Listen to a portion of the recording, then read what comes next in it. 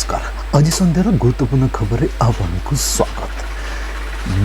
चलित वर्ष राज्य में लगान वर्षा जारी रही जो हीराकुद डैम जा बर्तमान 50 क्यूसेक अधिक जल छड़ा जाइए। एक सूत्र प्रकाश करा कि हीराकुद डैम बर्तमान 6 गोटी गेट खोल जाए 6 गोटी गेट मध्य 50 क्यूसेक जल बर्तमान सुधा छड़ा जाइए। बन्या जल छड़ा जावापर आखपाख अंचल में बन्यार परिस्थिति उपजा नहीं विशेष मात्रा रे आशंका देखा देउची।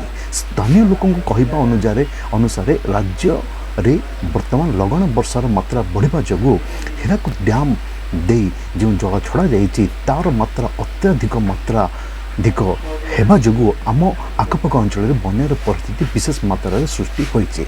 एवं चाषी मानकर मुख्य दाबी एठार रही कि सेमानकर जमी जदि एही बन्या जल द्वारा बुड़ी जाए तेज से जो फसल उपजाई किभली भाव में अमल करेंगे एवं यार प्रतिपोषण से किभली भाव करेंगे यह एक बड़ चिंताजनक विषय रही अच्छे। तेबे स्थानीय बासिंदा यह नहीं एक बड़ उद्वेग और चिंता प्रकाश करिसेंति कि बन्या जलर मात्रा जदि धीरे धीरे बढ़े तेज से बन्या आश्रय स्थल को जावाई बाध्य हेबे। यह सहित से निजर गृहपालित पशु एवं छोट छोट शिशु मानू नहीं बन्या आश्रय स्थल को जावाई बाध्य हेबे।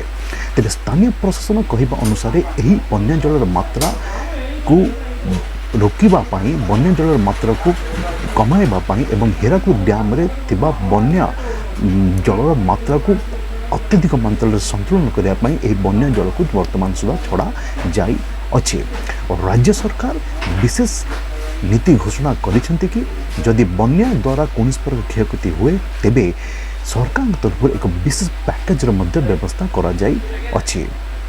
तेबे ए बन्या जल राज्यवासी एक उद्वेग प्रकार बन्या जल रूपे विवेचित होइछि। कारण यह द्वारा राज्यर निकटवर्ती ग्राम अंचल एवं निकटवर्ती जीवा आसवा अंचल विशेष मात्रा प्रभावित होगाकू जाउछि। एवं हीराकुद डैम संचालित करुवा कर्मचारी माने कहते कि जदि हीराकुद डैम रे वर्षा जलर मात्रा अत्यधिक मात्रा आहरी वृद्धि पाए तेबे हीराकुदर अन्य गेट खोल व्यवस्था आगामी समय करा जिवो।